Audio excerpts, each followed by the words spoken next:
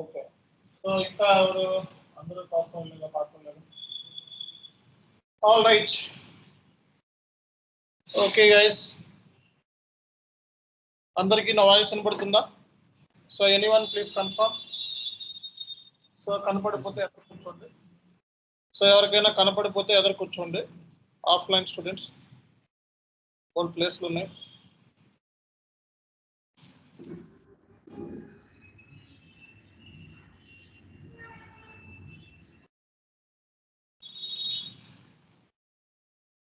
So కొంచెం పెద్ద size చేయడానికి లేదా అక్కడ? ఒక్క నిమిషం అండి, కొంచెం టైం ఇవ్వండి please. I will start the session.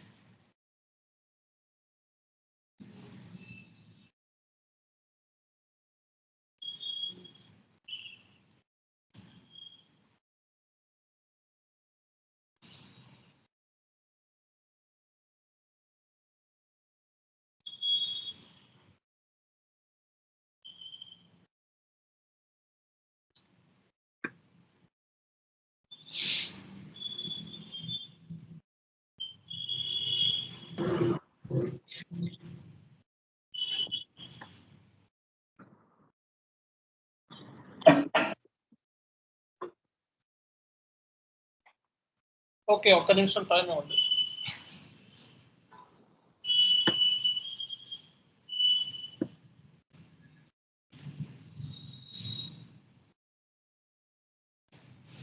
ఏం షేర్ అవ్వట్లేదండి.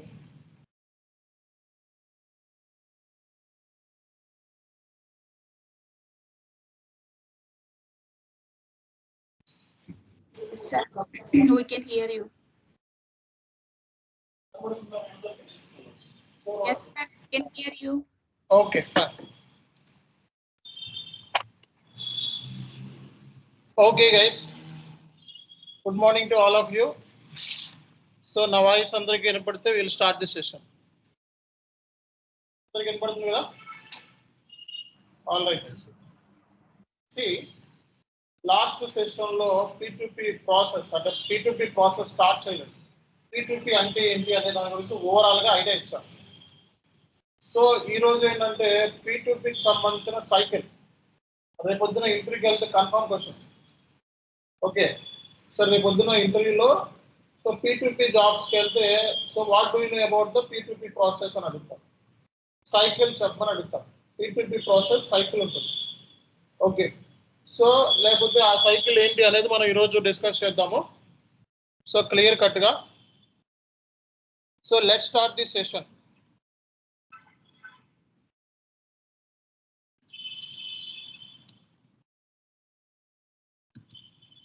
సో P2P ప్రాసెస్ మనకి సైకిల్ ఏంటి? P2P ప్రాసెస్ సో సైకిల్ అనేది చాలా ఇంపార్టెంట్.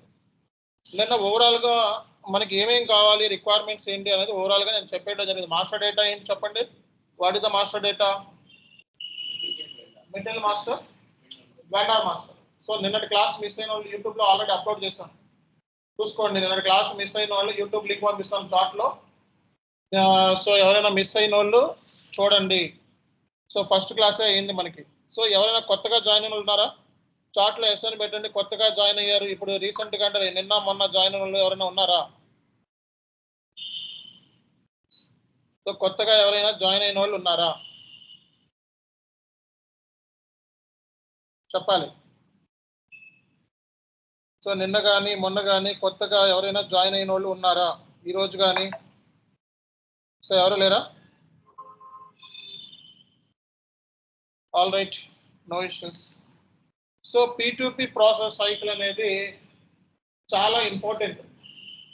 సో ఏ జాబ్కి వెళ్ళినా సరే, P2P మీద ఏ జాబ్కి వెళ్ళినా సరే, so what do you know about the P2P process cycle అని చెప్పి కన్ఫామ్గా ఇంటర్వ్యూలో అడిగే క్వశ్చన్ ఇది. అర్థమైందా? సో ఇంటర్వ్యూలో కన్ఫామ్గా అడుగుతారు ఈ question. So P2P process cycle ఏంటి, P2P ప్రాసెస్ సైకిల్ ఏంటి అనేది కన్ఫామ్గా మనకి సో ఇంటర్వ్యూలో అడిగే క్వశ్చన్. ఓకేనా? సో మనకి P2P అంటే సో ఆల్రెడీ ఏం చెప్పాం, ప్రొక్యూర్ టు పే లేదా పర్చేస్ టు పే అని ఆల్రెడీ డిస్కషన్ అయిపోయింది. ఓకే, సో ఇప్పుడు సైకిల్ ఏంటి అనేది మనం మాట్లాడితే, సో ఫస్ట్ మనకి P2P ప్లానింగ్ లో సారీ ప్రాసెస్ లో సైకిల్లో సో ఫస్ట్ ఏంటిదండి, మెటీరియల్ రిక్వైర్మెంట్ ప్లానింగ్. సో దాన్ని మనం బ్రాకెట్ లో సింపుల్లీ షార్ట్ ఏమంటాం, MRP. ఓకే, సో ఫస్ట్ మనకి మెటీరియల్ రిక్వైర్మెంట్ ప్లానింగ్ అనేది జరుగుతుంది. సో మనకి ఇది ఎవరు చేస్తారు రియల్ టైంలో, ఈ ప్లానింగ్ ఎవరు చేస్తారు రియల్ టైంలో, MM అంటే PP end users. Material requirement planning అంటే ఏంటి, అసలు మనకి ఓవరాల్ గా ఎంత క్వాంటిటీ ఆఫ్ మెటీరియల్ కావాలి. సో క్వాంటిటీ ఆఫ్ మెటీరియల్ అంటే ఏంటి, ఇప్పుడు మ్యానుఫ్యాక్చరింగ్ ప్రాసెస్ స్టార్ట్ చేస్తున్నాం, మెటీరియల్ కొనుక్కోవాలి. సో ఎంత మెటీరియల్ కొనుక్కోవాలి, ఏ బేస్ మీద, కస్టమర్ డిమాండ్స్. కస్టమర్ ఇచ్చే డిమాండ్ బట్టి మనం మెటీరియల్ రెడీ చేసుకోవాలి. కస్టమర్ ఇచ్చే డిమాండ్స్, ప్రీవియస్ ట్రెండ్స్, పాస్ట్ లో మనం ఎంత చేసాము, ఫ్యూచర్ లో మనకి ఏమైనా ఆర్డర్స్ వస్తాయా అని చెప్పి ఎస్టిమేషన్ చేసుకొని చేస్తాం. కాబట్టి మెటీరియల్ రిక్వైర్మెంట్ ప్లానింగ్ అంటే MRP. సో MRP అనేది ఎవరు పర్ఫార్మ్ చేస్తారు రియల్ టైంలో అంటే PP consultants, PP end users, అలాగే MM end users. Okay, so material requirement planning అయిపోయిన తర్వాత సో మనకి ఎంత క్వాంటిటీ కావాలి అనే ప్లానింగ్ అయిపోయిందండి. సో ప్లానింగ్ అయిపోయిన తర్వాత మనకి నెక్స్ట్ చేయాల్సింది ఏంటి, so best vendor selection. So best vendor selection ఏ బేస్ మీద, బేస్డ్ ఆన్ ది కొటేషన్. అంటే కొటేషన్ అంటే ఏంటి జనరల్ గా, సో ఎంత అవుతుంది, ఎంత అంటే మీకు కావాల్సింది ఫస్ట్ ఏంటి, మీకు కావాల్సింది కొటేషన్ కావాలి. సో కొటేషన్ అంటే నీకు ఒక 100 క్వాంటిటీ కావాలి, దాని ప్రైస్ ఎంత అవునా కదా. సో ఫర్ ఎగ్జాంపుల్ చాలా ఇన్స్టిట్యూషన్ ఉంది, SAP ఇన్స్టిట్యూషన్, 4-5 ఇన్స్టిట్యూషన్ తిరిగి వస్తారు. సో అందరి దగ్గర ఏం తీసుకుంటారు, కొటేషన్ తీసుకుంటారు. సో కోర్సు ఫీజు ఎంత, డ్యూరేషన్ ఎంత, సో దీనికి సంబంధించి పేమెంట్ ఇన్స్టాల్మెంట్స్ ఏంటి, సో డిస్కౌంట్లు ఏమైనా ఉన్నాయా లేవా, ఇవన్నీ కూడా అడిగిన తర్వాత ఫైనల్ గా బెస్ట్ వెండర్ని ఫిక్స్ చేసుకుంటారు ఫలానా ఒకటి. అట్లాగే మనకి రైట్ క్వాంటిటీ రైట్ టైంలో రైట్ ప్లేస్ లో కావాలి, అర్థమైందా లేదా, క్వాంటిటీ కావాలి, రైట్ టైంలో మనకి డెలివరీ చేయాలి అవునా కదా. ఈ పాయింట్స్ చెప్పాలి ఇంట్లో. సో రైట్ టైంలో మనకి ఏం చేయాలి, డెలివరీ చేయాలి గూడ్స్. మరి అలాంటప్పుడు మనకి బెస్ట్ వెండర్ సెలెక్షన్ ఫస్ట్ మనం ఏం చేసుకోవాలి, బెస్ట్ వెండర్ సెలెక్షన్ చేసుకోవాలి.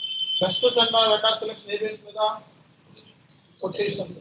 వెండర్ సెలెక్షన్ చాలా ఇంపార్టెంట్. వెండర్ సరిగ్గా మనకి బెస్ట్ వెండర్ దొరకలేదు అనుకోండి, సో మనకి ఏమవుతుంది, వాడు పంపిస్తాను అన్నాడు, తర్వాత ఏమవుతుంది, గూడ్స్ రావు. పంపిస్తాను అంటాడు, గూడ్స్ రావు. పంపిస్తున్నా ఇదిగో పంపిస్తున్నా అంటాడు, గూడ్స్ రావు. మనకి ఇక్కడ కస్టమర్కి ఏమవుతుంది, డిలే అవుతుంది. కస్టమర్ డిలే అయితే ఏమవుతుంది, లేకపోతుంది. బెస్ట్ సర్వీస్ 70 రేపు వస్తుంది ప్రోడక్ట్ అనేది నమ్మకంతో నువ్వు వెళ్ళి ఆర్డర్ చేస్తావు అవునా కదా. రేపు ఆర్డర్ అంటే రేపు రావాల్సిందే, అది 2 రోజుల తర్వాత వచ్చింది అనుకో, నెక్స్ట్ ఫ్లిప్కార్ట్కి వెళ్తాం అవునా కదా. సో నెక్స్ట్ ఆల్టర్నేటివ్ ఏంటి, ఫ్లిప్కార్ట్. సో 2 రోజులు కూడా గంట కూడా వెయిట్ చేయలేదు customer important. Customer is not wrong. ఎప్పుడు కూడా కస్టమర్ అనేవాడు రాంగ్ కాదు, అర్థమైందా. కస్టమర్ ఈజ్ నాట్ రాంగ్, ఎప్పుడు రాంగ్ కాదు. సో కస్టమర్ పాయింట్ ఆఫ్ వ్యూలో మనం మార్చుకోవాలంటే కంపెనీ మార్చుకోవాలి. సో కంపెనీకి ఏంటి, గూడ్స్ డెలివర్ చేయాలి ఇన్ టైం. వాడు 11 గంటలు కావాలంటే 11 గంటల కల్లా నీకు ఉండాలంతే. అది చేయలేని పక్షంలో సో నీవు కస్టమర్ రిక్వైర్మెంట్ సాటిస్ఫై చేయలేదా. సో కాబట్టి మరి best vendor selection based upon the license. So ఆ లైసెన్స్ ఆడితో మనం లాంగ్ టర్మ్ రిలేషన్షిప్ పెట్టుకోవాలి, అర్థమైందా. లాంగ్ టర్మ్ రిలేషన్షిప్ ఎందుకు పెట్టుకోవాలి అంటే ఆ వెండర్ మనకి లాంగ్ టర్మ్ రిలేషన్షిప్ పెట్టుకుంటే కొంచెం డిస్కౌంట్లు కానీ లేకపోతే తర్వాత పేమెంట్ చేస్తానంటే కొంచెం ఆగుతాడు అవునా కదా. సో కొంచెం ఆగుతాడు. సో అదే నువ్వు లాంగ్ టర్మ్ రిలేషన్షిప్ పెట్టుకోకుండా మామూలుగా ఉంటే ఆగుతాడా, ఆగడు. సో నాకు తొందరగా పేమెంట్ చేయి అంటాడు. సో కాబట్టి ఇద్దరికి మధ్య లైసెన్స్ అనేది ప్రాపర్ గా ఉంటే అంటే ఏంటి, వెండర్ రిలేషన్షిప్ మేనేజ్మెంట్ ప్రాపర్ గా నువ్వు మెయింటైన్ చేస్తే, వెండర్ రిలేషన్షిప్ అనేది మీ ఇద్దరి మధ్య కరెక్ట్ గా ఉంటే సక్సెస్ఫుల్ గా వర్క్ అవుతుంది. సో కాబట్టి వెండర్తో మనం మెయింటైన్ చేయాల్సింది రిలేషన్షిప్, మంచి రిలేషన్షిప్ మెయింటైన్ చేయాలి. వెండర్ సంబంధించిన క్వరీస్ అంటే ఏంటి? వెండర్ సంబంధించిన డౌట్స్. వెండర్కి ఏ డౌట్స్ ఉంటాయి చెప్పండి? వెండర్ క్వరీస్ ఏముంటాయి చెప్పండి? వెండర్ క్వరీస్ ఏముంటాయి? వెండర్కి క్వరీస్ ఆన్సర్ చేయాలి. పేమెంట్స్, నాకు ఎప్పుడు పేమెంట్ చేస్తావు? సో వెండర్ సంబంధించిన క్వరీస్ ఏముంటాయి? నాకు ఎప్పుడు పేమెంట్ చేస్తావు అడుగుతాడు. దానికి పేమెంట్ మెథడ్స్ ఇస్తాడు, ఎందులో పేమెంట్ చేయాలి, ఏ బ్యాంక్ పేమెంట్ చేయాలి. సో అన్ని ఏ కదా క్వరీస్. మీకు వెండర్ సంబంధించి కొరియాలో ఉంది అంటే కంపెనీ పేమెంట్ ప్రాసెస్ లోనే కొరీస్ ఉంటాయి. వెండర్కి డబ్బులు కట్టాలి, అదే కదా. సో నెక్స్ట్ ఏంటి? క్వాంటిటీ మనకి రావట్లేదు, క్వాలిటీ సరిగ్గా రావట్లేదు, క్వాంటిటీ రావట్లేదు, క్వాలిటీ రావట్లేదు, డెలివరీ టైం ప్రకారం రావట్లేదు అంటే అయ్యే కొరీస్, అంతేనా కదా. సో నువ్వు పలానా క్వాంటిటీ ఆర్డర్ చేస్తావు, 10 క్వాంటిటీ ఆర్డర్ చేస్తావు, 7 క్వాంటిటీ పంపించాడు, సో 2 క్వాంటిటీ పంపించలేదు, ఇది కొరియా కదా. సో వెండర్స్ అనేది నువ్వు పేమెంట్ చేయాలనుకుంటున్నావు. సో పేమెంట్ చేసేటప్పుడు వెండర్కి మరి ఏముండాలి? పేమెంట్ చేయాలంటే మీ దగ్గర ఏముండాలి? Bank account, bank details. ఎస్ఐపిలో బ్యాంక్ అకౌంట్ ఏమంటాం? హౌస్ బ్యాంక్ డీటెయిల్స్ ఉండాలి. హౌస్ బ్యాంక్ డీటెయిల్స్ అంటే ఏంటి? IBAN number, swift code, international bank account number. IBAN అంటే ఏంటి? ఇంటర్నేషనల్ బ్యాంక్ అకౌంట్ నంబర్ ఉండాలి, స్విఫ్ట్ కోడ్ ఉండాలి, బ్యాంక్ కీ ఉండాలి, అంటే బ్రాంచ్ కీ. సో ఈ వెండర్ సంబంధించిన అడ్రస్ ఉండాలి, details, postal code, post box, ఈ ఆల్ డీటెయిల్స్ అన్ని కూడా వెండర్ సంబంధించి ఉంటే వెండర్ పేమెంట్ అవుతుంది. అవన్నీ ఎక్కడ మెయింటైన్ చేస్తాం సార్ అంటే? ఎక్కడ మెయింటైన్ చేస్తాం? వెండర్ కంప్లీట్ ఇన్ఫర్మేషన్ ఎక్కడ మెయింటైన్ చేస్తాం? ఎస్ఐపి కోడ్లో మెయింటైన్ చేస్తాం. సో అంటే వెండర్ పాయింట్ ఆఫ్ వ్యూలో రేపు వచ్చిన క్వరీస్ ఏమన్నా ఉన్నాయా అంటే ఏం queries? Payment related queries, bank related queries, okay, quantity related queries, quality related queries. మనం అనుకున్న ఆర్డర్ చేసింది ఒక క్వాలిటీ, మన అమెజాన్లో ఏదో చూస్తాం, బొమ్మ చూసి ఆర్డర్ చేస్తాం, బట్ వచ్చిన తర్వాత దానికి అర్థం అయితే బయటపడుతుంది, అదే కదా.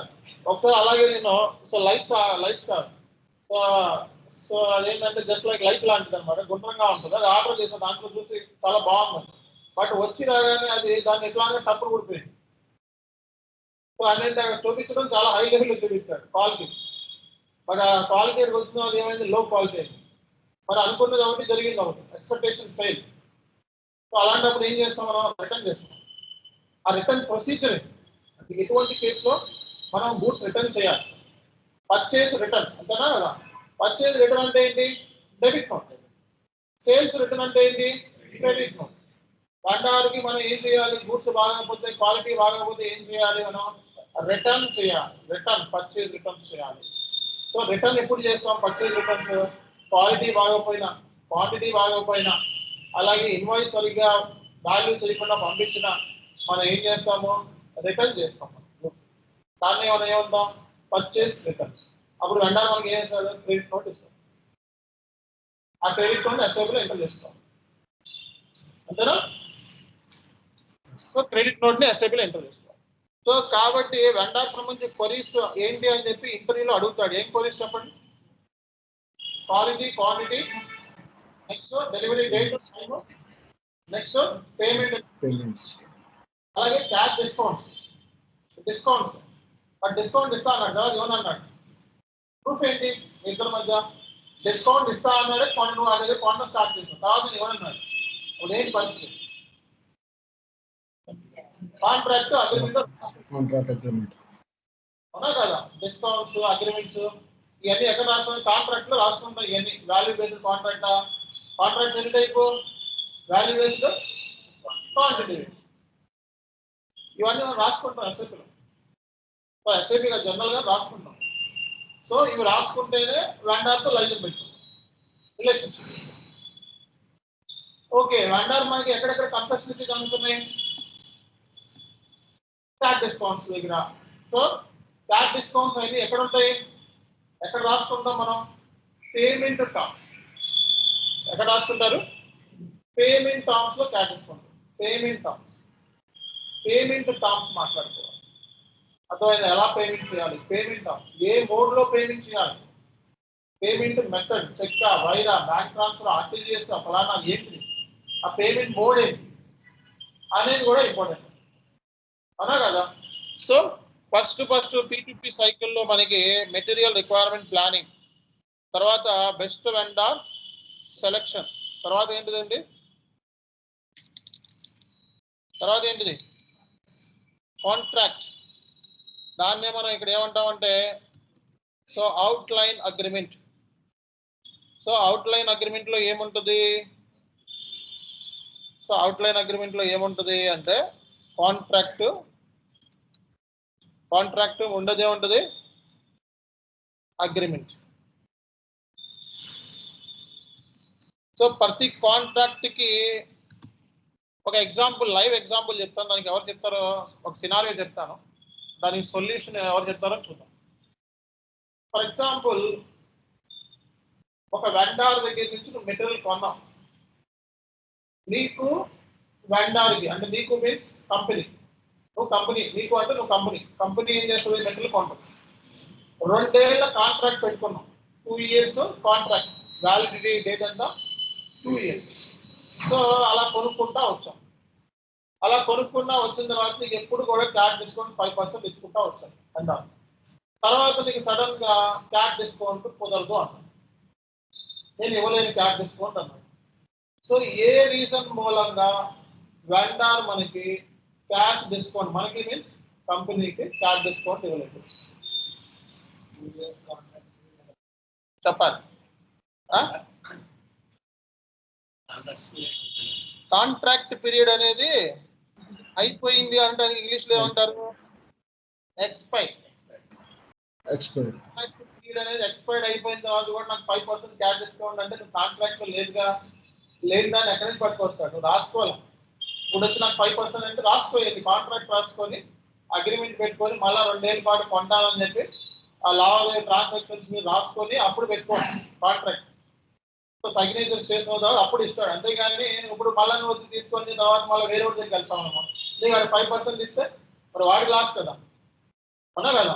సో కాబట్టి మనకి ఇక్కడ సో కాంట్రాక్ట్ అనేది ఎక్స్పైర్డ్ అయ్యే లోపలే నీకు ఆ బెనిఫిట్ ఉంటుంది. ఆ కాంట్రాక్ట్ ఎక్స్పైర్డ్ అయిపోతే నీకు ఆ బెనిఫిట్ ఉంటుందా, ఉండదు. అర్థమైందా, అర్థం కాదా. సో కాబట్టి ఇప్పుడు కూడా ఎక్స్పైర్డ్ అనేది అవ్వకూడదు. వాట్ మై పాయింట్, అర్థమైందా. కాంట్రాక్ట్ ఎక్స్పైర్డ్ లోపలే మనం తీసుకోవాలి బెనిఫిట్ అనేది. Okay, next point, outline agreement అయిపోయింది. సో వాట్ ఈస్ నెక్స్ట్ ఏంటి, ఎక్స్పైర్ అవగా రెన్యూల్ చేసుకోండి. ఆ కాంట్రాక్ట్ ఇంకో 2 years ఎక్స్టెన్షన్ చేసుకోండి, 3 years ఎక్స్టెన్షన్ చేసుకోండి, లేకపోతే న్యూ కాంట్రాక్ట్ రాసుకోండి, ఇష్టం. సో అది కాంట్రాక్ట్ మేనేజ్మెంట్ టీం వాళ్ళు చూసుకుంటారు. కాంట్రాక్ట్ మేనేజ్మెంట్ టీం వాళ్ళు ఏంటి డ్యూటీ అంటే కాంట్రాక్ట్ ఎక్స్పైర్ అయిపోతుంది అని కంపెనీకి ఎప్పటికప్పుడు నోటిఫై చేస్తూ ఉంటారు. ఓకే, సో కాంట్రాక్ట్ ఎక్స్పైర్ అయిన తర్వాత నీకు ఆ మెటీరియల్ బెనిఫిట్ ఉండదు, ఆ బెనిఫిట్ కావాలి అంటే నువ్వు మళ్ళీ 2 years కాంట్రాక్ట్ ఎక్స్టెన్షన్ చేసుకోవాలి. తర్వాత ఏంటిదండి, కాంట్రాక్ట్ అయిపోయింది, అవుట్లైన్ అగ్రిమెంట్ అయిపోయింది. Next purchase requisition. So purchase requisition అనేది ఇంటర్నల్ డాక్యుమెంటా ఎక్స్టర్నల్ డాక్యుమెంటా, ఇంటర్నల్ డాక్యుమెంట్. ఇంటర్నల్ డాక్యుమెంట్ అంటే ఏంటి, మన విత్ ఇన్ ది కంపెనీలోనే so internal document within the కంపెనీలోనే మనం గూడ్స్ కొన్నాం అంటే ఏంటి, సో నాకు ఈ డిపార్ట్మెంట్కి ఎంత గూడ్స్ కావాలి, ఈ డిపార్ట్మెంట్ ఎంత గూడ్స్ కావాలి అనేది ఎవరి చేత అప్రూవల్ చేయించాలి. So who will approve the purchase requisition. Purchase requisition ఎవరు అప్రూవ్ చేస్తారు, పర్చేజ్ డిపార్ట్మెంట్. మరి అమౌంట్ అవుతుందని అమౌంట్ ఉంటుందా, ఎస్టిమేషన్ 10 లక్షల, 20 లక్షల, 50 లక్షల, ఎవరు, finance manager. Finance manager approval అనేది ఇంపార్టెంట్. అప్రూవల్ ఎవరు, ఫైనాన్స్ మేనేజర్. కాబట్టి ఇది internal document, you should not send to vendor. internal documents we cannot forward this document to vendors. This document is used only for internal purpose. You need to gather the requirement from all the departments, sales department, okay, production planning department, manufacturing department. So you will get all this information, then you make a plan. So how much quantity and what is the value for this. So these are all things you need to review before approval. So once we finalize, then we need to get approval from the finance manager. That's it. So first మనం చేయాల్సిన పని ఏంటి, finance manager యొక్క approval అనేది తీసుకోవాలి అన్న విషయం మీకు తెలియాలి. సో నెక్స్ట్ ఏం ప్రిపేర్ చేయాలండి, సో నెక్స్ట్ ఏం ప్రిపేర్ చేయాలి, సో నెక్స్ట్ మీరు ప్రిపేర్ చేయాల్సింది సో పర్చేస్ ఆర్డర్.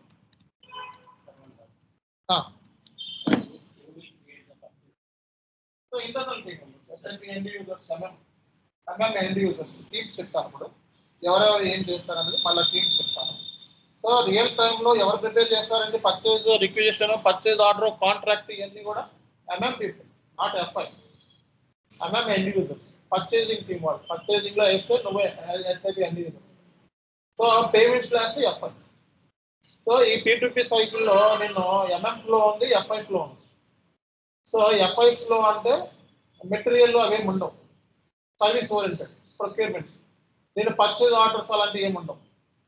ఇప్పుడు వెళ్ళాం మనం షాప్కి వెళ్ళాం, కొనుక్కొని వచ్చాం, దాన్ని పర్చేజ్ ఆర్డర్ ఇచ్చామా, ఇవ్వలేదు. కోట్ల రూపాయల ట్రాన్సాక్షన్ ఉంటుంది. షాప్కి వెళ్ళినట్టు కొనుక్కొని వచ్చారంటే కుదరదుగా. సో దానికి మళ్ళీ ఏంటి, లాంగ్ టర్మ్ రిలేషన్షిప్ పెట్టుకోవాలిగా, 3 నెలలు 3 సంవత్సరాలు అట్లా. మరి అట్లా పర్చేజ్ ఆర్డర్స్ కావాలి. పర్చేజ్ ఆర్డర్ లేకుండా ప్రొక్యూర్మెంట్లు ఉంటాయి, పర్చేజ్ ఆర్డర్తో కూడిన ప్రొక్యూర్మెంట్స్ ఉంటాయి. సో కాంట్రాక్ట్లో ఉన్న ప్రొక్యూర్మెంట్ ఉంటుంది. ఇప్పుడు వెళ్ళి నేను ఇప్పుడు అక్కడ సో విజేత మాల్కి వెళ్ళి ఒక 5,000 రూపాయల సామాన్లు కొనుక్కున్న వాడు, కానీ కాంట్రాక్ట్ అని పెట్టుకున్నానా, లేదు కదా. సో కాంట్రాక్ట్ ఉన్నవి ఉంటాయి, కాంట్రాక్ట్ లేని కూడా ఉంటాయి, అర్థమైందా. సో అంటే MFలో ఉంది, FIలో కూడా ఉంది. ప్రొక్యూర్మెంట్ FIలో ఉంది, MFలో ఉంది. ఇప్పుడు సర్వీసెస్ ఉంటాయి, కొన్ని సర్వీసెస్ డైరెక్ట్గా వెళ్ళి మనం తీసుకుంటాం. మనకి MFలో అవసరం లేకుండా MFలో ఉంటుంది, కొన్ని MFలో లేకుండా కూడా ఉంటుంది, నాన్ PO. ఇప్పుడు అన్ని PO రిలేటెడ్ నేను చెప్పేదంతా. తర్వాత నాన్ PO రిలేటెడ్ చెప్తాను. ఇదంతా కూడా ఏంటిది, PO పర్చేజ్ ఆర్డర్తో రిలేటెడ్ అంతా. ఓకేనా. సో పర్చేజ్ ఆర్డర్ అనేది ఇంటర్నల్ డాక్యుమెంటా, ఎక్స్టర్నల్ డాక్యుమెంటా?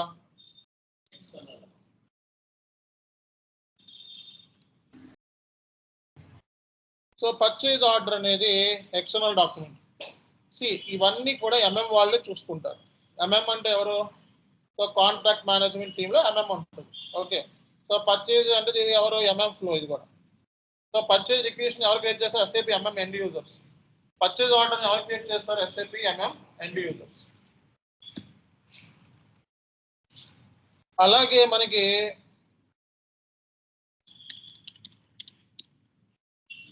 సో పర్చేజ్ ఆర్డర్ అంటే పర్చేజ్ ఆర్డర్లో ఏముంటుంది జనరల్గా, పర్చేజ్ ఆర్డర్లో ఏముంటుందండి, మనకి ఎంత క్వాంటిటీ కావాలి, వెండర్ డీటెయిల్స్, క్వాలిటీ ఎంత, డెలివరీ డేట్ ఎంత.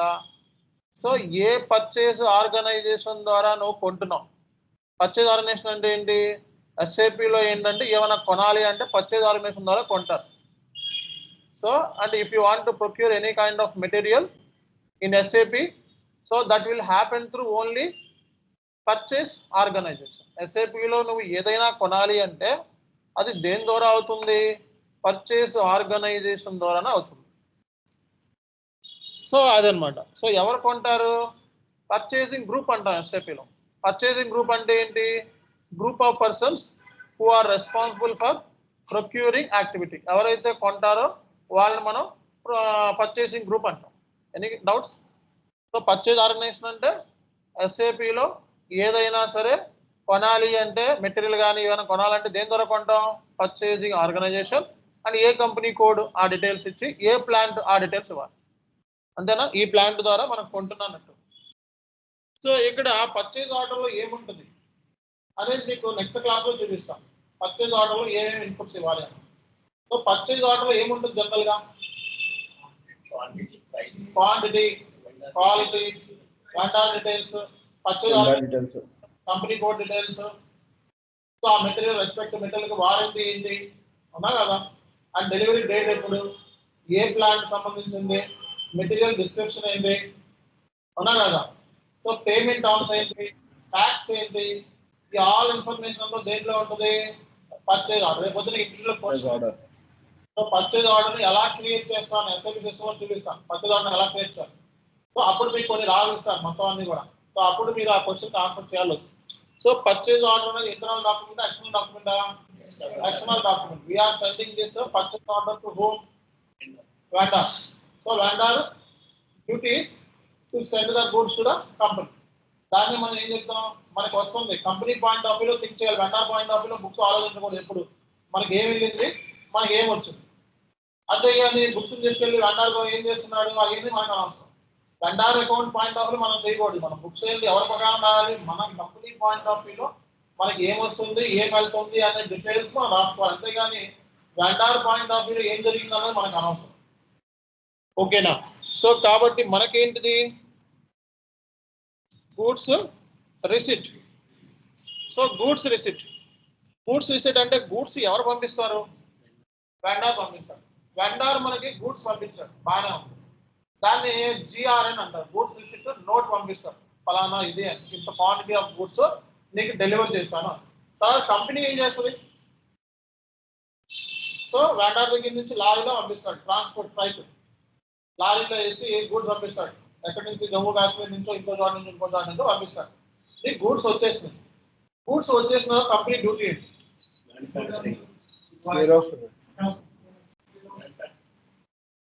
సో గూడ్స్ వచ్చేసిన తర్వాత కంపెనీ ఏంటి? గూడ్స్ వచ్చేసిన తర్వాత అంటే మన ఎక్కడికి వస్తుంది, మన మ్యానుఫ్యాక్చరింగ్ ప్లాంట్ లో వస్తుంది. ప్లాంట్ లో వచ్చేటప్పుడు పైన అక్కడ ఎవరుంటాడు, సెక్యూరిటీ టీమ్ ఉంటుంది. ఆ సెక్యూరిటీ టీమ్ ఏం చేస్తారు, లారీలో ఏం బాంబు పెట్టారు ఎవరు తెలుసు, లోపల ఉన్న ప్లాంట్ మొత్తం పేలిపోయింది అనుకో. సెక్యూరిటీ టీమ్ పని ఏంటి, ముందు అక్కడ పట్టుకొని వెరిఫై చేస్తా ఉంటుంది. దీంట్లో ఏమన్నా డేంజరస్ గూడ్స్ ఏమైనా ఉన్నాయా, అవునా కదా, రెస్ట్రిక్టెడ్ గూడ్స్ ఏమైనా ఉన్నాయా. ఓకే, సో అవి ముందు చెక్ చేస్తారు. ఫస్ట్ చెకింగ్ అవుతుంది. చెకింగ్ లో మూడు లెటర్ పంపిస్తాడు గూడ్స్ రిసిప్ట్. ఒకటి ఎక్కడికి వెళ్ళిపోతే సెక్యూరిటీ గార్డ్కి వెళ్ళిపోతుంది. మన సెక్యూరిటీ గార్డ్ ప్రకారం వాడు ఏం చేస్తాడు, గూడ్స్ లో మొత్తం అన్ని కూడా ఈ క్వాంటిటీ ఉన్నాయి, అక్కడ సగం చెకింగ్ అయిపోతుంది, అవునా కదా. సో ఆ తర్వాత మళ్ళీ స్టోర్ హౌస్, స్టోర్ లోకి వచ్చే ముందు స్టోర్ దగ్గర ఆగే ముందు బయట నిలబెడతారు. గూడ్స్ అన్ని కింద ఏం చేస్తారు, ల్యాండ్ చేస్తారు. గూడ్స్ అన్ని ల్యాండ్ చేసి ఒక్కొక్క స్టాక్ ని చెక్ చేస్తారు. క్వాలిటీ ఇన్స్పెక్షన్ టీమ్ వచ్చేస్తారు, పర్చేసింగ్ టీమ్ వచ్చేస్తారు. క్వాలిటీ ఇన్స్పెక్షన్ వల్ల ఏంటి, అది కరెక్ట్ క్వాలిటీ కాదా. 100 క్వాంటిటీ పంపించాడు, లారీ డ్రైవర్ మధ్యలో 2 క్వాంటిటీ అమ్మేశాడు, అలా కదా. అలా కూడా తిరుగుతాం. లారీ డ్రైవర్ సో మంచివాడు కాదనుకోండి, ఏం చేస్తాడు, అమ్మేస్తాడు. అలా అమ్మేసిన చాలా సందర్భాలు ఉన్నాయి. ఓకే, లారీ డ్రైవర్ మధ్యలో సగంలో అమ్మేస్తాడు. సో అందుకే సో మళ్ళీ ఏం చేయాలంటే నాకు 2 క్వాంటిటీ తక్కువ అయింది అని అక్కడ ఒప్పుకోవాలి కదా ఫస్ట్. మరి అందుకే సో ఇక్కడ లారీ డ్రైవర్ ఉండాలి, అక్కడ వాళ్ళకి సంబంధించిన పర్సన్ ఉండాలి. సో అప్పుడు మనం వాళ్ళకి ఫోన్ చేసి 2 క్వాంటిటీ తక్కువైంది చెక్ చేసుకో మనం అలా అని చెప్పొచ్చు. అది లోపల పెట్టేసిన 2 క్వాంటిటీ తక్కువైందంటే అది ఒప్పుకుంటాడా? ఒప్పుకోడు. కాబట్టి ముందు దాన్ని ఏం చేయాలి, క్వాలిటీ ఇన్స్పెక్షన్ పంపించాలి. ఇది మెటీరియల్స్. సో క్వాలిటీ ఇన్స్పెక్షన్ పంపించినప్పుడు ఆ క్వాలిటీ సరిగ్గా లేదు అంటే దానికి బ్లాక్డ్ స్టాక్ కరెక్ట్గా ఉంది అంటే unrestricted stock, quality inspection goods ని పంపిస్తాం. క్వాలిటీ ఇన్స్పెక్షన్ టీమ్ గూడ్స్ ని క్వాలిటీ చెక్ చేసేసి కరెక్ట్గా ఉందంటే ఏం చేస్తాం, మనం గూడ్స్ తీసుకెళ్ళి స్టాక్ అయ్యాలి. లేకపోతే వాడికి క్రెడిట్ నోట్ అడుగుతాం.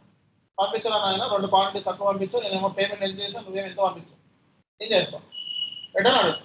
డౌన్ పేమెంట్ చేస్తావు, ఫస్ట్ డౌన్ పేమెంట్ చేస్తావా లేదా, వాడు ఊరికే పంపించదు కదా. కట్టిన ఎంతో కొంత 100 రూపాయలు అయితే ఒక 20% డౌన్ పేమెంట్ కడితే నీకు వాడు గూడ్స్ పంపిస్తాడు. మిగతా 80% తర్వాత కట్టుకుంటాం. అర్థమైందా లేదా? సో ఫస్ట్ మనం గూడ్స్ రాగానే సో జిఆర్ఎన్ చెక్ చేసుకోవాలి. అంటే ఏంటి, గూడ్స్ రిసిప్ట్ నోట్. మనం ఆ పర్చేజ్ ఆర్డర్ ప్రకారం గూడ్స్ ని వచ్చినాయా లేదా, పర్చేజ్ ఆర్డర్ ప్రకారం మనకి క్వాలిటీ వచ్చిందా లేదా, పర్చేజ్ ఆర్డర్ ప్రకారం మనకి డెలివరీ అయ్యిందా లేదా, ఏ డేట్ అయ్యిందో అవ్వాలి ఆ date. So we need to check with our purchase order along with goods receipt. అంతేనా కాదా? సో మరి గూడ్స్ రిసిప్ట్ దగ్గర ఎవరు ఇన్వాల్వ్మెంట్ అవుతారు, గూడ్స్ రిసిప్ట్ క్వాంటిటీ రిసీవ్ అవుతుంది. మరి ఎంత వర్త్ అయిన క్వాంటిటీ అనేది కూడా ఇంపార్టెంటే కాదా. అంటే ఏమి ఇక్కడ మళ్ళా ఎఫ్ఐ. కాబట్టి SAP MMFI ఇంటిగ్రేషన్ ఎక్కడ జరుగుతుంది, goods receipt. Goods receipt. Quantity గురించి మాట్లాడితే ఎంఎం, అమౌంట్ గురించి మాట్లాడితే ఎఫ్ఐ. FI. క్లారిటీ వచ్చిందా రాలేదా? సో ఇప్పుడు వరకు ఎక్కడెక్కడైనా అకౌంటింగ్ డాక్యుమెంట్ అనేది జనరేట్ అయిందా? ఎనీ ట్రాన్సాక్షన్ అనేది ఉందా? There is no transaction. రేపొద్దు నేను కన్ఫ్యూజ్ చేయడానికి interviewer purchase order journal entry ఏంటని అడుగుతాను. కన్ఫ్యూజ్ అయిపోయి purchase order account debtor to అని చెప్పారు అనుకోండి, సో ఉన్న జాబ్ పోదు.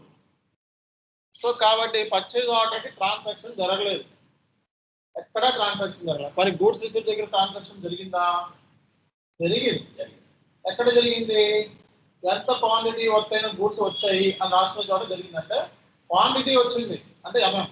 మరి అమౌంట్ గురించి మాట్లాడుతున్నాం అంటే ఎఫ్ఐ. అంటే ఎఫ్ఐ టు ఎంఎం ఇంటిగ్రేషన్ ఎక్కడ జరిగింది? గూడ్స్ రిసిప్ట్ దగ్గర జరిగింది. సో కాబట్టి ఇక్కడ ఎఫ్ఐ రోల్ అనేది అంటే ఎఫ్ఐ డాక్యుమెంట్ అనేది జనరేట్ అవుతుంది, అంటే ట్రాన్సాక్షన్ అనేది జరిగింది. జర్నల్ ఎంట్రీ ఎఫ్ఐ డాక్యుమెంట్ అనేది జర్నల్ ఎంట్రీ అనేది ఇక్కడ పడుతుంది. కాబట్టి ఎఫ్ఐ రోల్ కూడా ఉంటుంది, అర్థమైందా? సో ఎఫ్ఐ రోల్ కూడా, ఎఫ్ఐ రోల్ ఎక్కడ దాకా ఉంటుంది అంటే ఎస్ఐపిలో ట్రాన్సాక్షన్ అనేది సరిగ్గా పడతలేదు అనుకో, అప్పుడు ఎఫ్ఐ రోల్ ఇన్వాల్వ్ ఉంటుంది. సో అది ఏ కైండ్ ఆఫ్ అనుకున్న ట్రాన్సాక్షన్ ఎస్ఐపిలో గుర్తు కావట్లేదు అనుకో, సో ఎఫ్ఐ రోల్ కింద స్టార్ట్ అవుతుంది, ఇంటిగ్రేషన్ ఉంది కాబట్టి. సో నెక్స్ట్ ఏంటంటే నెక్స్ట్ ఏంటిదండి?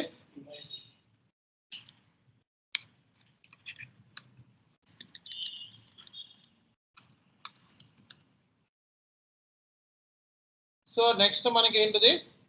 ఇన్వాయిస్. ఇన్వాయిస్ అంటే ఏంటి? సో ఇన్వాయిస్ అంటే ఎవరు? FI and MM. ఎందుకంటే ఫ్లో అంతా ఎంఎం నుంచే స్టార్ట్ అయింది.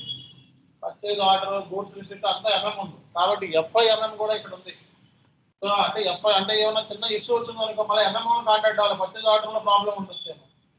సో అంటే సో ఇది రెండు ఇద్దరిది కూడా లింకే. బట్ ఇన్వాయిస్ అంటే మాత్రం మాక్సిమం ఎఫ్ఐ ఏమైనా.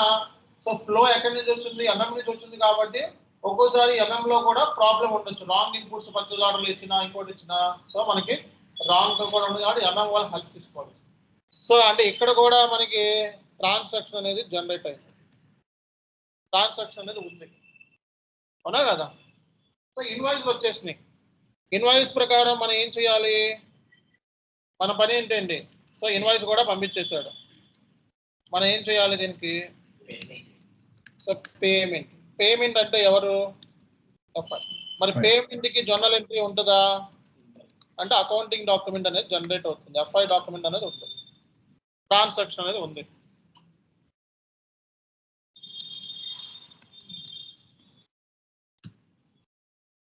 సో తర్వాత ఏంటిది? ఇంకా ఇక్కడతో P2P అయిపోయిందండి. P2P అంటే ఇక్కడతో అయిపోయినట్టే. సో P2P అంటే పేమెంట్ అని చెప్పేసి ఆ పేమెంట్లో చాలా ఉంటాయి, టైప్స్ ఆఫ్ పేమెంట్. అదంతా కూడా నెక్స్ట్ క్లాసెస్. ఓకే, ఒక్కొక్కటి ఒక్కొక్క డిస్కషన్ ఉంది.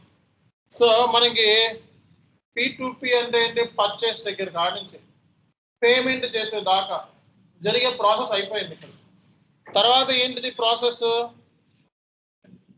So reconciliation.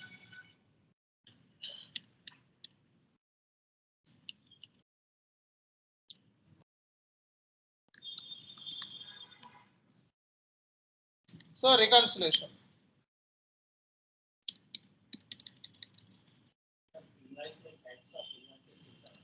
Types of PO invoices, non PO invoices, e invoices రకరకాలు ఉంటాయి.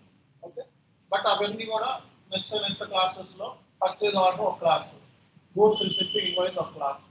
సో అక్కడ టైప్స్ ఆఫ్ ఇన్వాయిస్ ఏంటి, డూప్లికేట్ ఇన్వాయిస్ ఏంటి, అట్లా అన్ని ఒకే రోజు చెప్పేసాం అనుకోండి, చాలా మందికి అర్థం కాదు. సో రికన్సిలేషన్ తర్వాత ఏంటిదండి? రీకన్సిలేషన్. సో రికన్సిలేషన్ అంటే ఎవరు? కంప్లీట్గా ఎఫ్ఐ. సో ఇప్పుడు ఫస్ట్ పాయింట్ మీరు అర్థం చేసుకోవాల్సిన విషయం ఏంటంటే, సార్ మాకు జాబ్లో ఎక్కడ వేయచ్చు? ఎంఎంలో వేయచ్చా, ఎఫ్ఐలో వేయచ్చా అంటే ఎక్కడైనా వేయచ్చు. P2P అంటే 70% ఇక్కడ ఎంఎంఏ కనపడుతుంది, ఒక 80% ఎంఎంఏ కనపడుతుంది, 50% 30% ఎఫ్ఐ కనపడుతుంది. నిన్ను తీసుకెళ్ళి పర్చేసింగ్ డిపార్ట్మెంట్లో వేయచ్చు, అంటే రా మెటీరియల్ కొనుగోలు సంబంధించిన దాంట్లో వేయచ్చు. సో లేకపోతే కాంట్రాక్ట్ మేనేజ్మెంట్లో వేయచ్చు, లేకపోతే పిఓ క్రియేషన్లో వేయచ్చు, సో లేకపోతే ఇన్వాయిస్ క్రియేషన్లో వేయచ్చు, లేకపోతే పేమెంట్స్లో వేయచ్చు, లేకపోతే రికన్సిలేషన్లో వేయచ్చు. రికన్సిలేషన్ అనేది separate wing, back end work. Reconciliation అనేది back end work. Okay, non billable. ఇది బిల్లబుల్ ఇవ్వండి. సో రికన్సిలేషన్ అంటే ఏంటి? Just like authentication. మనం చేసిన ఎంట్రీస్ అన్ని కరెక్ట్గా పడ్డాయా లేదా అనేది మనం చెప్తాం, మన పని అది. అది back end work. So front end work ఇది main. So material requirement planning దగ్గర నుంచి మనకి పేమెంట్ జరిగే దాకా జరిగే ప్రాసెస్ ఏదైతే ఉందో, సో ఈ ప్రాసెస్ని మనం ఏం చెప్పుకున్నాము? P2P. దీన్నే మనం ఏమన్నాము? సో ప్రొక్యూర్ టు పే అని చెప్పడం జరిగింది. దీన్నే మనం P2P ప్రాసెస్. సో దీన్నే మనం P2P ప్రాసెస్ అంటాం అనేది జరిగింది. ఇది కాన్సెప్ట్. అందరికీ అర్థమైందా లేదా? సో ఫస్ట్ పాయింట్ మనం అర్థం చేసుకోవాల్సింది ఏంటంటే, మనకి జర్నల్ ఎంట్రీస్ ఏంటి అనేది తెలుసుకోవాలి ఫస్ట్. ఈ జర్నల్ ఎంట్రీస్ ఏ ఇంటర్వ్యూకి వెళ్ళినా సరే కన్ఫామ్గా అడుగుతారు. ఏ ఇంటర్వ్యూకి వెళ్ళినా సరే కన్ఫామ్గా జర్నల్ ఎంట్రీ లేకుండా ఉండదు. P2Pలో జర్నల్ ఎంట్రీ లేకుండా ఇంటర్వ్యూ అనేది ఉండదు. ఓకేనా? సో P2Pకి వెళ్తే 100% జర్నల్ ఎంట్రీస్ అడుగుతారు. SAPలో అయినా, REKలో పెట్టిన ప్రొఫైల్ ఇంకోటి పెట్టినా జర్నల్ ఎంట్రీ ఎక్కడ మారదు. జర్నల్ ఎంట్రీ సేమ్ ఉంటుంది. అర్థమైందా? జర్నల్ ఎంట్రీ ఎక్కడ మారదు. మారేది ఏంటిది? సాఫ్ట్వేర్. ఎంటర్ చేసే విధానం మారదు అంతే. SAPలో ఎంటర్ చేసేవారు, మళ్ళీ REKలో వేరేది ఉంటుంది. పర్చేజ్ ఆర్గనైజేషన్ అన్నారు, REKలో వేరేది ఉండొచ్చు దాని పేరు. అర్థమైందా? కాబట్టి సాఫ్ట్వేర్ మారుతుంది కానీ అకౌంటింగ్ మారదు. ఎక్కడైనా గుర్తుపెట్టుకోండి. ఎన్ని ఆర్టిఫిషియల్ ఇంటెలిజెన్స్ టూల్స్ వచ్చినా అకౌంటింగ్ మారదు. ఓకేనా? ఉన్న అకౌంట్స్ ఎవరైనా మార్చగలరా? మార్చలేదు. ఏం మారాలి? సాఫ్ట్వేర్ మారాలి. సాఫ్ట్వేర్ సింప్లిఫై అవుతుంది కానీ అకౌంటింగ్ సింప్లిఫై అవుతుంది. లాజిక్ ఇదే. సో మనకి SAP పాయింట్ ఆఫ్ వ్యూలో మాట్లాడదాం. Okay,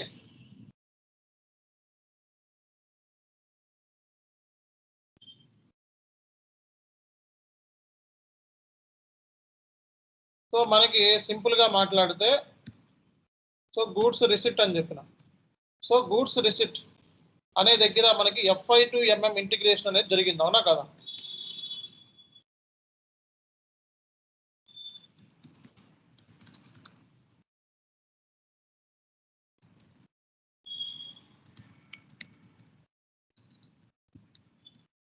so FI to MM integration ఎక్కడ జరిగింది? గూడ్స్ రిసిప్ట్ దగ్గర జరిగింది. ఎంట్రీ ఏంటి? Inventory account debit to GRIR clearing account credit. So అలాగే మనకి ఈ GRIR క్లియరింగ్ అకౌంట్ ఎందుకు వచ్చిందో చెప్తాను.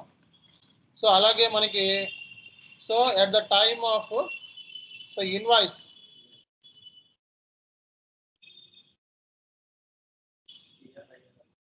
So GRIR clearing account debit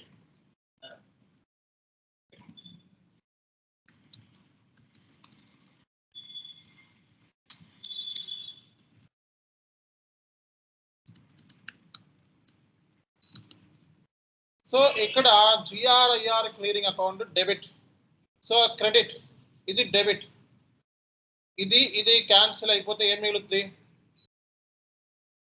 inventory account అటు వెండర్. అదే కదా ఎంట్రీ. గూడ్స్ రిసిప్ట్ ఎంట్రీ ఏంటి? ఇన్వెంటరీ వస్తుంది వెండర్, ఇన్వెంటరీ అకౌంట్ అటు వెండర్. బట్ GRIR క్లియరింగ్ దేనికి? సో SAPలో మనకి గూడ్స్ రిసిప్ట్ ఎంట్రీకి టీ కోడ్ ఏంటి?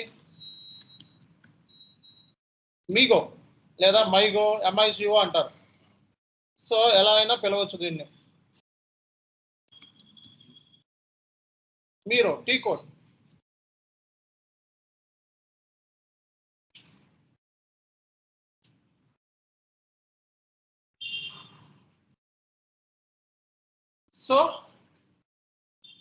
సో టీ కోడ్ మీగో, టీ కోడ్ మైరో. So inventory account debit to GRIR clear account credit. So T code మీరోకి entry. ఇప్పుడు ఏంటి? రెండు కూడా ఇది టెంపరీ అకౌంట్ అనమాట. GRIR క్లియరింగ్ అనేది ఏంటి? Temporary account, reconciliation account. Reconciliation. So general గా జిఆర్ఐఆర్ రికన్సిలేషన్ అనేది one of the month end activity. ఏంటంటే one of the month ending activity. GRIR clearing is one of the month ending activity. రాసుకోండి.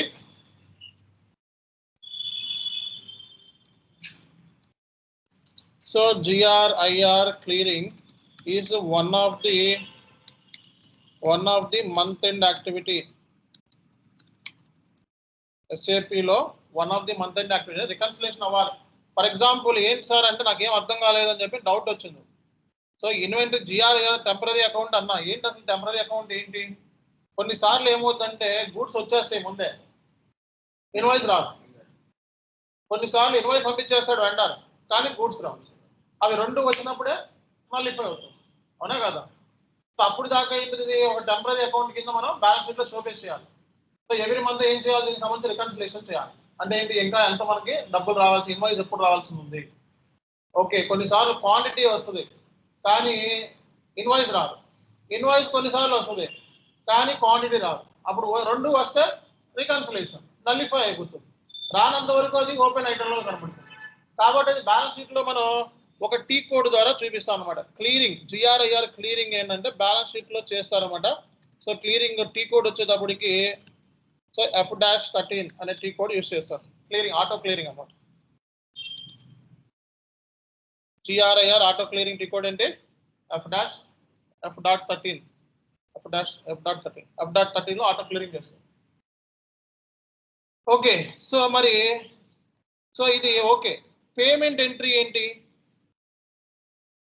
So what is the entry for payment?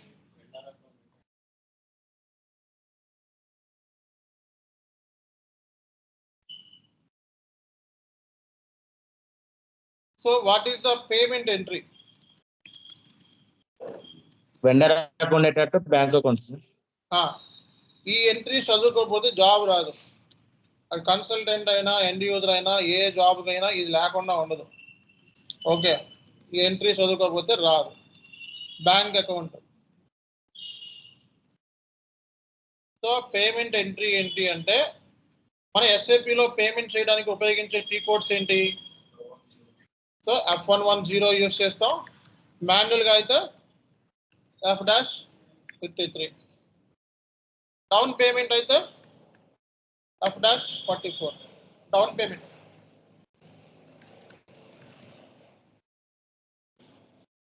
అర్థమైందా లేదా? So T codes కూడా పెడుతున్నా, చూసుకోండి. ఇది tea code. Okay, so ఇది T code. ఓకేనా? So తర్వాత పేమెంట్ అయిపోయిన తర్వాత మనకి సో రికన్సిలేషన్ ఏంటి?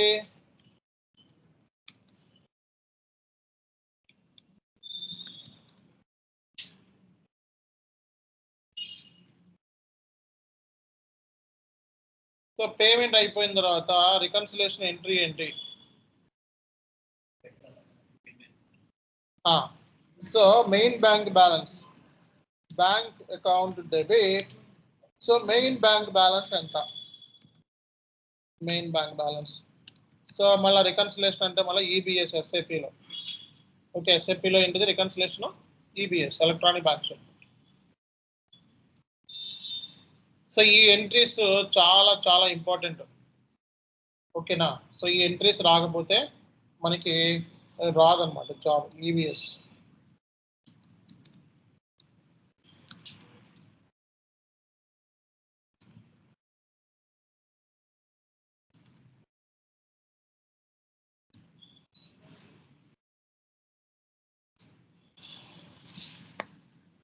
సో అందరికీ అర్థమైందా లేదా? ఎవరికైనా కన్ఫ్యూజన్ ఉందా? Confusion? Any confusion? So T codes సహా అర్థమైందా? జర్నల్ ఎంట్రీస్ చదువుకోకపోతే జాబ్ రాదు, ముందే చెప్పేస్తున్నా. కన్ఫర్మ్. ఏ ఇంటర్వ్యూకి వెళ్ళినా సరే జాబ్ రావాలి అంటే P2P సైకిల్ మీద నాలెడ్జ్ ఉండాలి. ఓకే, దీంట్లో ఇంకా చాలా ఉన్నాయి. లైక్ గూడ్స్ రిసిట్ అన్నా, గూడ్స్ రిసిట్ అయిన తర్వాత మళ్ళీ దాన్ని ఏం చేయొచ్చండి? గూడ్స్ ఇష్యూ కూడా చేయొచ్చు. ఎవరికి? Sub contract. అప్పుడు ఎంట్రీస్ ఏంటి? గూడ్స్ ఇష్యూ చేసినప్పుడు ఎంట్రీ. గూడ్స్ కన్జంప్షన్ చేసినప్పుడు ఎంట్రీ అయింది, గూడ్స్ ట్రాన్సిషన్ లో ఉన్నప్పుడు ఎంట్రీ అయింది. గూడ్స్ ట్రాన్సిషన్ లో ఉంటాయా లేదా, ఎంట్రీ అయింది. సో సో మనకి కస్టమర్ కి ఇష్యూ చేసినప్పుడు గూడ్స్ ఎంట్రీ అయింది. అంటే గూడ్స్ తోనే ఇన్ని లింకేజ్లు ఉన్నాయి. మూమెంట్ టైప్స్ అంటారు ఎస్ఐపిలో. వాటిని ఏమంటారు? Goods receipt one kind of movement type, goods issue to production order one kind of movement type, goods scrap అయింది what is the entry. So అవన్నీ అడ్వాన్స్డ్. సో ఫ్రెషర్ లెవెల్లో 2 years లెవెల్లో ఏ అడగరు, 3 years లెవెల్లో ఏ అడగరు. ఒక 10 years పెట్టుకుని వెళ్తే అలాంటి క్వశ్చన్ అడుగుతారు. Goods issue to production order what is the entry. So goods scrapped what is the entry. So goods కి ఫ్రైట్ యాడ్ అయింది what is the entry. Goods కి ట్యాక్స్ యాడ్ అయింది వాట్ ఈస్ ద ఎంట్రీ. ఇవన్నీ list ఇస్తాను, నేను చదువుకోవాలి. ప్రస్తుతానికి basic నేర్చుకోండి, తర్వాత లిస్ట్ ఇస్తాను. జర్నల్ ఎంట్రీ చదువుకోకపోతే జాబ్ రాదు. ఎస్ఐపి ఇండివిజువల్ జాబ్ అంటేనే జర్నల్ ఎంట్రీ. జర్నల్ ఎంట్రీ ఎందుకు, ఎస్ఐపి ఇండివిజువల్ జర్నల్ ఎంట్రీ ఎందుకు ఇంపార్టెంట్ చెప్పండి. ఫస్ట్ క్లాస్ లో చెప్తా. సో ప్రాపర్ గా రికార్డు చేయకపోతే ఫైనాన్షియల్ స్టేట్మెంట్ ఇంపాక్ట్ అవుతుంది. కాబట్టి ఫస్ట్ రికార్డింగ్ ఎస్ఐపిలో important, journal entry important. Journal entry అసలు లెజర్ లో ఆటోమేటిక్ గా సిస్టమ్ పోస్ట్ చేస్తుంది, నువ్వు చేయాల్సిన అవసరం. ఆటోమేటిక్ గా ఫైనాన్షియల్ స్టేట్మెంట్ రిఫ్లెక్ట్ అయిపోతుంది, ఆటోమేటిక్ గా రిపోర్ట్స్ వచ్చేస్తాయి ఎస్ఐపిలో. నువ్వు చేయాల్సిన పని ఏంటి, ప్రాపర్ గా డాక్యుమెంట్ రికార్డ్ చేస్తే చాలా ఎస్ఐపిలో. రిమైనింగ్ అన్ని కూడా ఎస్ఐపి విల్ టేక్ కేర్. నువ్వు వెళ్ళి లెజర్ లో పోస్ట్ చేయాలి అవసరం, మాన్యువల్ వర్క్ కాదు. ఆటోమేటిక్ గా పోస్ట్ అయిపోతుంది ఈచ్ లెజర్ లో. ఆటోమేటిక్ గా లెజర్ వైజ్ రిపోర్ట్స్ కూడా జనరేట్ అయిపోతాయి. సో ఆటోమేటిక్ గా మనకి ఏజింగ్ రిపోర్ట్ కూడా వచ్చేస్తుంది, అన్నారు ఏజింగ్ రిపోర్ట్ అన్ని ఆటోమేటిక్ గా వచ్చేస్తాయి ఎస్ఐపిలో. కాబట్టి ఎస్ఐపి కస్టమర్ ఆఫ్ చేస్తుంది. అదే మాన్యువల్ గా చేసాం అనుకో, జర్నల్ ఎంట్రీ ఫస్ట్ బుకింగ్, తర్వాత ఏం చేస్తాం లెజర్ పోస్టింగ్, తర్వాత ఏం చేస్తాం ట్రయల్ బ్యాలెన్స్, తర్వాత ఏం చేస్తాం ఫైనాన్షియల్ స్టేట్మెంట్.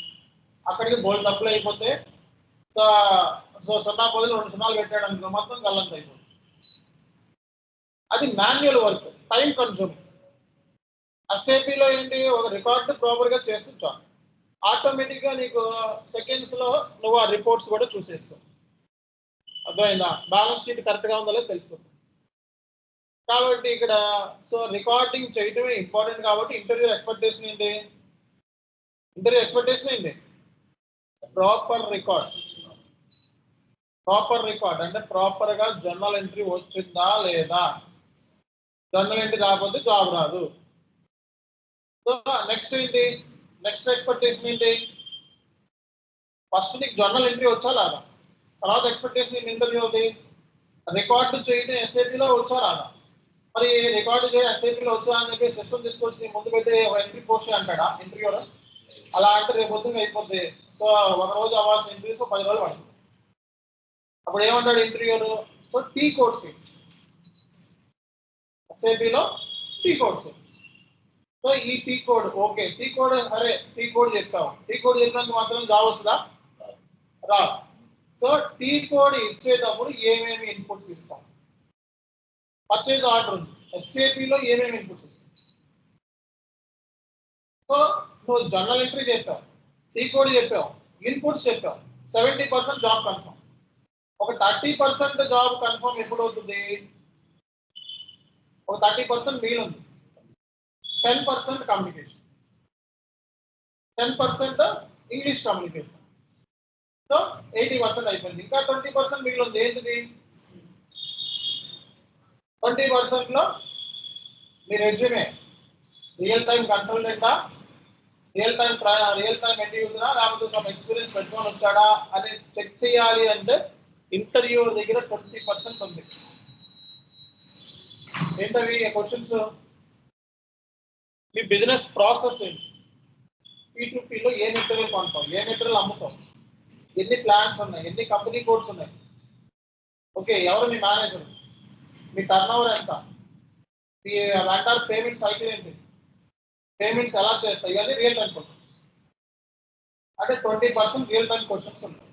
Standard questions 80%. ఒక 5% హెచ్ఆర్ క్వశ్చన్. హెచ్ఆర్ దగ్గర దొరికిపోయే వాళ్ళు కూడా ఉంటారు. ఒక 5% ఇంగ్లీష్ లేక అస్సలు ఇంగ్లీష్ మాట్లాడలేరు, 5% దొరికిపోయి ఉంటారు. కాబట్టి ఇది స్ట్రాటజీ. కాబట్టి నేను మీకు ఏం ప్రాక్టీస్ అవసరం లేదు బాబు, తొందరగా వెళ్ళి జాబ్ కొట్టండి అని చెప్పి. ఒక ఇంటర్వ్యూ కావాల్సిన స్కిల్ సెట్ అయితే 100% ఇస్తాను. జాబ్లోకి వెళ్ళిన తర్వాత ఎలా సార్ మరి సర్వైవల్ అంటే, జాబ్లోకి వెళ్ళిన తర్వాత 100% నీకు కేటీ ప్లానింగ్ ఉంటుంది. ఓకే, నేను నా సిస్టంలో పర్చేజ్ ఆర్డర్ ఎలా చేయాలి, గూడ్స్ రిసిట్ ఎలా చేయాలి, ఇన్వాయిస్ ఎలా చేయాలి, ఈచ్ అండ్ ఎవ్రీథింగ్ ప్రాక్టికల్ మోడ్లో చూపిస్తాను. మీరు ఆ స్కీమ్ని గుర్తుపెట్టుకోవాలి. అవన్నీ నేను సిస్టంలో చేద్దాం అనుకుంటున్నాను అంటే పాసిబిలిటీ కాదు. అవన్నీ సిస్టంలో చేయాలి అంటే ఎస్ఏపీ సిస్టమ్ సర్వర్ తీసుకోవాలి, ఆ సర్వర్కి మళ్ళీ కాన్ఫిగరేషన్ చేయాలి. కాన్ఫిగరేషన్ చేయడానికి మళ్ళీ దాని దగ్గర మీకు మీకు అది ఎవరు చేసి పెట్టాలి, నేనే చేసి పెట్టాలి. మీ కూడా 50 మంది ఉంటే 50 మంది నా వల్ల కాదు. ఓకే, సో కాన్ఫిగరేషన్ చేయాలంటే మళ్ళీ కాన్ఫిగరేషన్ చేసిన తర్వాత మళ్ళీ ఏమవుతుంది, మీరు ఏదో రాంగ్ పోస్టింగ్ చేస్తారు, మళ్ళీ నాకు పెద్ద కాల్ చేస్తారు. సో అది నా వల్ల కాదు. కాబట్టి సో ఇది మీకు ఇలా చెప్పడం అనేది జరుగుతుంది. ఇది నా వల్ల కాదు, ఎవరి వల్ల కాదు. ఓకే, బయట మీకు ఏంటంటే ఒకళ్ళు ఇద్దరు ముగ్గురు ఉంటే సో ఐ కెన్ మేనేజ్, నా సిస్టమ్ ఇచ్చి ఇదిగో పోస్ట్ చేయండి అని చెప్పి నా సిస్టమ్ ఇస్తాను. బట్ మీకేంటి సర్వర్ మళ్ళీ అది ఒక 1000 రూపాయల సర్వర్, 3 నెలల కోర్స్ నేర్చుకోవడానికి మళ్ళీ అందులో మళ్ళీ మీరు పోస్ట్ చేస్తే రాంగ్ పోస్ట్ చేస్తే మళ్ళీ రాంగ్ ఎర్రర్స్, మళ్ళీ ఎర్రర్స్ రావాలంటే మళ్ళీ కన్సల్టెంట్ని చర్చించాలి, మళ్ళీ ఇవన్నీ డిస్కషన్స్ ఉంటాయి. అవన్నీ అవ్వవు. కాబట్టి సో మీకు ఇలా ప్రాక్టికల్గా సెషన్లో చూపించి రేపు పొద్దున ఎర్రర్ వస్తే మీరు ఏం చేస్తారు, ఎలాగో టికెట్ రైట్ చేస్తారు. మీరు నేర్చుకోవాల్సింది ఏంటి, అసలు ఎస్ఏపీలో ఎలా బుక్ చేస్తున్నారో నేర్చుకోండి. ఎస్ఏపీలో పర్చేజ్ ఆర్డర్ ఎలా క్రియేట్ చేస్తున్నారంటే ఇన్పుట్స్ ఏమేమి ఇన్పిస్తున్నారు, ఆ ఇన్పుట్స్ నేర్చుకోండి. ఆ ఇన్పుట్స్ రేపు పొద్దున్న జాబ్లోకి వెళ్ళినప్పుడు ఎలాగో కేటీ ప్లానింగ్ ఉంటుంది. సో నువ్వు ఎంత తోపోయినా సరే జాబ్లోకి వెళ్తే కేటీ ప్లానింగ్ ఉండాల్సిందే. కేటీ ప్లాన్ లేకపోతే పర్చేజ్ ఆర్డర్ రాంగ్ క్రియేట్ చేస్తే ఆ కంపెనీ నష్టం, ఫైనాన్షియల్ స్టేట్మెంట్ గల్లంత అయిపోతుంది. కేటీ ప్లానింగ్ లేకపోతే ఏమవుతుంది, కంపెనీ పోతుంది. కాబట్టి జనరల్గా అయితే ఓటీసీకి అయితే 4 రోజులు ఇస్తున్నారు కేటీ ప్లాన్, 15 రోజుల నుంచి 4 రోజులు ఇస్తున్నారు కన్ఫామ్గా ఫ్రెషర్స్ అయితే. సో ఎక్స్పీరియన్స్డ్ పర్సన్ అయితే 4 ఏళ్ళు 5 ఏళ్ళు పెట్టుకోవడానికి నీ రిస్క్. నేను పెట్టుకోమని చెప్పట్లేదు, పెట్టుకుంటే రిస్క్ ఉంది. బట్ రిస్క్ లేకుండా చేయాలంటే ప్రతి వీడియోను, నేను చెప్పే ప్రతి వీడియోని క్లియర్ కట్గా వాచ్ చేయాలి. మీకు ఇందులో చేయాల్సిన పని ఏంటి, ఇన్పుట్స్ ఇవ్వడమే కదా. నేను ఏమి ఇన్పుట్స్ చేసినా అయ్యే ఇవ్వండి. జాబ్లో ఏంటంటే వేరే ఇన్పుట్స్ ఉంటాయి. కాబట్టి అక్కడ ఒక పర్చేజ్ ఆర్డర్ నువ్వు ఎవరితోనా నీ సీనియర్ చేత ఒక పర్చేజ్ ఆర్డర్ పోస్ట్ చేయించుకున్నావు అనుకో, సో అది ఒక రిఫరెన్స్ కింద నీకు ఉంటుంది కాబట్టి అదే పర్చేజ్ ఆర్డర్ మళ్ళీ పోస్ట్ చేస్తాం. సో కాబట్టి సో ఇది మీకు ప్రాసెస్ అనమాట. సో గుర్తుపెట్టుకోండి. సో కాబట్టి మీకు 100% సో అన్నీ కూడా P2Pకి సంబంధించి చాలా డెప్త్గా చెప్తాం ఎక్కువ. ఇవన్నీ ఇంక్లూడింగ్ R2RA.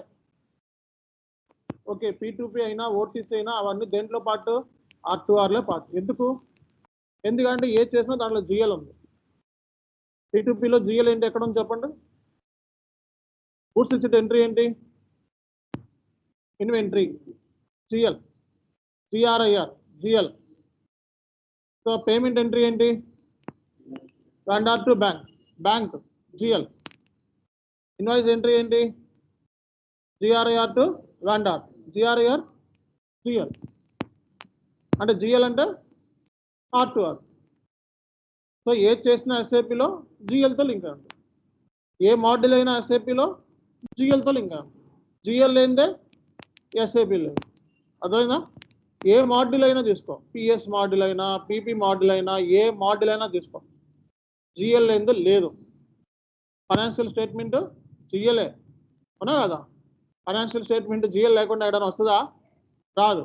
ఈవెన్ వెండార్కి సంబంధించిన ఒక 100 వెండార్లు ఉన్నారు, 100 వెండార్ బ్యాలెన్స్ చూపించాలి. ఇప్పుడు వెండార్ ఓపెన్ ఐటమ్ చూపించాలి, వెండార్ దగ్గర నుంచి రావాల్సింది ఇంత అని. సో జిఎల్ ద్వారా చూపిస్తావా, వెండార్ల ద్వారా చూపిస్తావా? జిఎల్ఏ. 1000 వెండార్లు ఉంటారు, 1000 వెండార్లు తీసుకొచ్చి బ్యాలెన్స్ షీట్లో 1000 వెండార్లు అని చెప్పి చూపిస్తావా, లేకపోతే 1000 వెండార్లకి జిఎల్స్ ఉంటాయి, జిఎల్ బ్యాలెన్స్ చూపిస్తాం. Reconciliation vendors, assets, customers, these are the reconciliation అంటే సబ్లెడ్జర్స్. ఎస్ఏపీలో వెండార్ బ్యాలెన్సెస్ కానీ, జిఎల్ కస్టమర్ బ్యాలెన్స్ కానీ, అసెట్ బ్యాలెన్సెస్ కానీ దేని ద్వారా చూపిస్తాం, బ్యాలెన్స్ షీట్లో జిఎల్ ద్వారా మాత్రమే. అందుకే జిఎల్ అనేది R2R. R2R అంటే జిఎల్ లేదే లేదు కాన్సెప్ట్. కాబట్టి ఇవన్నీ పార్ట్ ఆఫ్ R2R. బట్ ఏంటంటే R2R అని ప్రొఫైల్ని స్పెసిఫిక్గా ఎందుకు చూపిస్తారంటే accruals, outstanding entries, prepaid entries, deferral entries, అవి మెయిన్. అసెట్ అకౌంటింగ్, అవి మెయిన్ ఏరియాస్, 4 ఏరియాస్. ఇవన్నీ కూడా ఏంటి, లింకేజెస్. కాబట్టి దీనికి సెపరేట్ వింగ్లు పెట్టారు. ఏంటిది, P2P, OTC. P2P అనేది చాలా బిగ్ ప్రాసెస్. ఓకే, P2P అనేది బిగ్ ప్రాసెస్. ఇందులో జిఎల్ అనేది పద్దాగా తగులుద్ది కాబట్టి R2Rతో లింక్. ఓటీసీ చాలా బిగ్ ప్రాసెస్, ఓటీసీలో కూడా జిఎల్ తగులుతుంది కాబట్టి అది పార్ట్ ఆఫ్ R2R. ఓకేనా? సో అది రికార్డ్ టు రిపోర్ట్ అంటే రిపోర్ట్ అంటే ఏంటి? ఓన్లీ జిఎల్ రిపోర్టింగా, వెండర్ రిపోర్టింగ్, కస్టమర్ రిపోర్టింగ్ అన్నీ కాబట్టి పార్ట్ ఆఫ్ ఇవన్నీ కూడా. సో ఇది concept, right? Thank you all.